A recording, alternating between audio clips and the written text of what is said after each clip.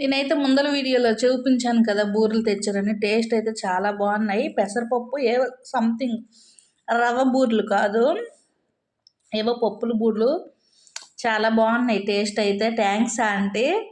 అంటే వీటి కోసమే హ్యాపీ ఫీల్ అవుతున్నావు అని అనుకోవచ్చు, వాటి కోసం అని కాదు. మనకు తెలియని వ్యక్తులు అంటే జస్ట్ మాట్లాడతాం, బయటికి వెళ్తే కనిపిస్తే మాట్లాడతాం, లేదంటే లేదు.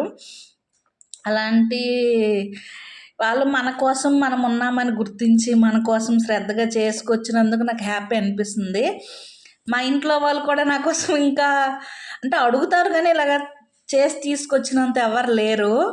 అడుగుతారు కావాలా ఏం తింటావని, కానీ ఇలా నాకు తెలియకుండా చేసి తీసుకొచ్చిన లేరు. అందుకోసమే నాకు హ్యాపీ అనిపించింది. అందుకోసమే ఈ వీడియో అయితే షేర్ చేసుకోవాలనిపించింది, అలాగని చేస్తున్నాను అంతే ఫ్రెండ్స్. మరేటి కాదు, మరే ఉద్దేశం కూడా కాదు. Bye friends.